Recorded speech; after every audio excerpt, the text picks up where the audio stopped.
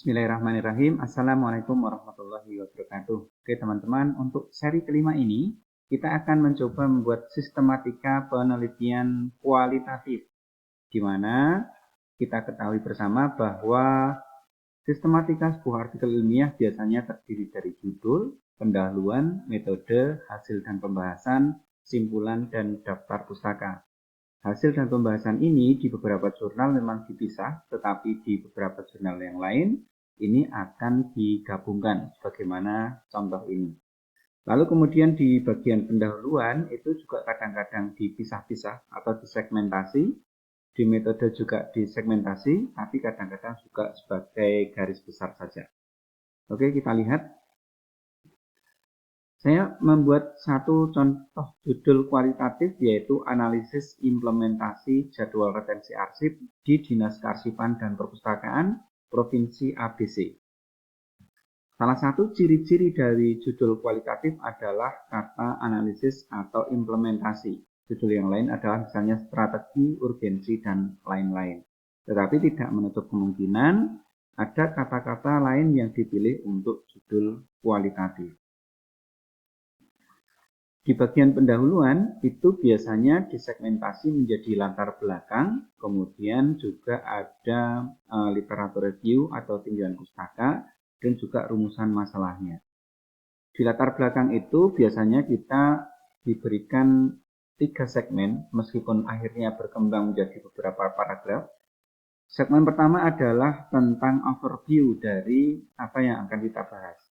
Seperti contoh ini, jadwal retensi arsip merupakan pedoman penting dalam manajemen arsip dan seterusnya. Itu adalah overview tentang jadwal retensi arsip, tema besar kita. Kemudian dilanjutkan dengan fokusnya. Seperti paragraf 2 ini kita lihat di Dinas Kearsipan dan Perpustakaan Provinsi X, Y, Z misalnya. Implementasi jadwal retensi arsip menjadi tantangan tersendiri dan seterusnya. Itu sudah mulai membicarakan lokus penelitian atau tempat yang kita teliti. Kemudian biasanya pendahuluan latar belakang itu ditutup dengan urgensi penelitian. Kita lihat di sini, penelitian mengenai implementasi jadwal retensi arsip ini penting karena apa? Ini kita harus mengungkapkan kata-kata penting itu. Jadi intinya latar belakang tidak harus 3 paragraf, tetapi isinya ada 3 itu. Soal menjadi berapa paragraf itu tergantung pengembangannya. Lalu masih di pendahuluan, itu juga biasanya ada segmen tinjauan pustaka. Di sini kita mengutip ya.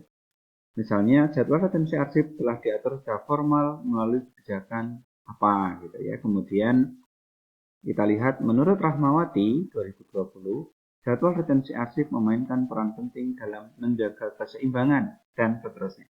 Itu adalah contoh tinjauan pustaka. Semakin banyak dan semakin relevan dari tinjauan pustaka ini, maka kualitas buah karya ilmiah akan menjadi semakin baik ya. Lalu biasanya pendahuluan diakhiri dengan rumusan masalah.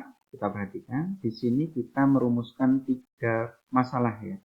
Rumusan masalah itu biasa juga disebut sebagai pertanyaan penelitian atau biasanya memang menggunakan kalimat tanya. Kita lihat di nomor 1, bagaimana implementasi JRA di Dinas Kearsipan itu ya, tanda tanya. Yang kedua, apa saja faktor-faktor penghambatnya. Kemudian yang ketiga, bagaimana peran pelatihan dan dukungan manajemen dalam mendukung implementasinya. Itu biasanya semuanya dengan tanda tanya.